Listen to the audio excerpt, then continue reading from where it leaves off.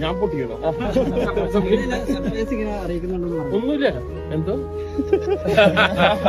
Sir always surprise തരുന്ന ആളാണ്. Okay, അപ്പൊ നമ്മുടെ അനീഷ് ഉണ്ടല്ലോ ബിഗ് ബോസിന്റെ, പുള്ളി നമ്മുടെ പോലെ എല്ലാം സാധാരണക്കാരനാണ്.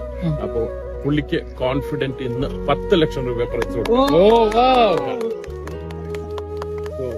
അതൊരു ക്യാഷ് പ്രൈസ് ആണ്. അതാണ് ഇന്നത്തെ പൊട്ടിക്കില്ല. ബിഗ് ബോസിന്റെ തുടക്കം തൊട്ട് ഉണ്ടല്ലോ കുറെ കൊല്ലായി. അപ്പോ ഒരു സാധാരണക്കാരൻ എന്ന നിലയിൽ അവിടെ കയറി ചെന്ന് ഡെയിലി മീൻസ് ഒരു 20,000 ആയിരുന്നു അനീഷിനുണ്ടായിരുന്നത്. അതെനിക്കറിയില്ല.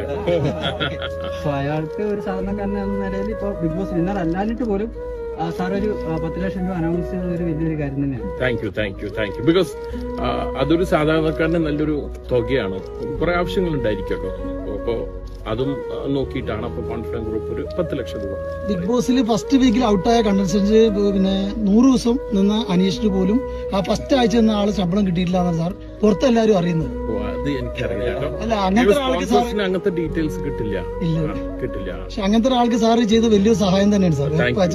എന്തായാലും സാർ ആദ്യമായിട്ടാണ് ഒരു റിയാലിറ്റി ഷോയില് റണ്ണറപ്പ് ആയി വരുന്ന ഒരാൾക്ക് ഇത്രയും വലിയൊരു ഹ്യൂജ് എമൗണ്ട് ഗിഫ്റ്റ് മണി ആയിട്ട്. അപ്പൊ സാറിന് വലിയൊരു സംഭവം തന്നെയാണ്.